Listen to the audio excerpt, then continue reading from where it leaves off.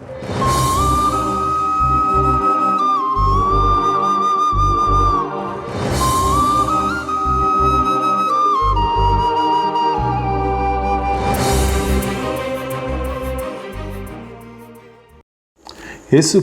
పరిశుద్ధమైన నామములో మరొకసారి ఎవ్రీడే విత్ జీసస్ అనే కార్యక్రమాన్ని వీక్షిస్తున్న మా క్రైస్తవ కుటుంబాలందరికీ హృదయపూర్వక ధన్యవాదాలు. ప్రతి లేఖనము మనం నమ్మితే కార్యం జరుగుతుంది ప్రియులారా. ఏ రోజుకి ఆ రోజు దేవుడు ఏదో ఒక వాక్యం ద్వారా నీతో మాట్లాడాలని, నీ యొక్క వ్యక్తిగత జీవితాన్ని బలపరచాలని, నీ వైఖరిని మార్చాలని దేవుడు ఆశపడుతున్నాడు.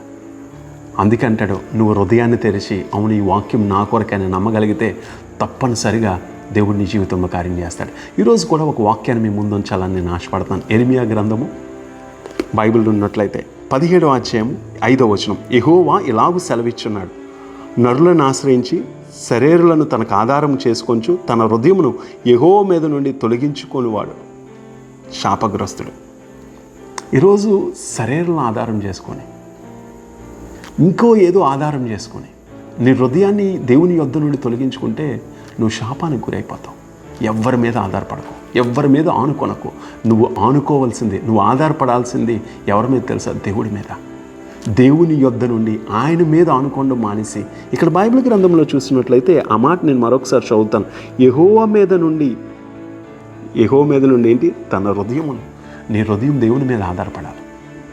ఎందుకు తెలుసా? నీ హృదయం దేవుని యొక్క ఆలయమై ఉంది ప్రియులారా. ఈరోజు మర్చిపోకు, నువ్వు దేవుని కుమారుడిగా, దేవుని కుమార్తెగా, దేవుని యొక్క సంగమగా యెహోవా మీద నుండి నీ హృదయాన్ని కానీ తొలగించుకుంటే నీ మీదకి శాపం దిగి వస్తుంది.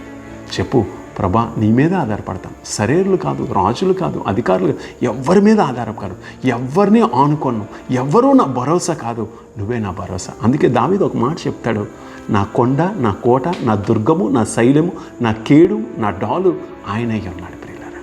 ఈరోజు మర్చిపోకు, నువ్వు కూడా ఆయన మీదే ఆధారపడు.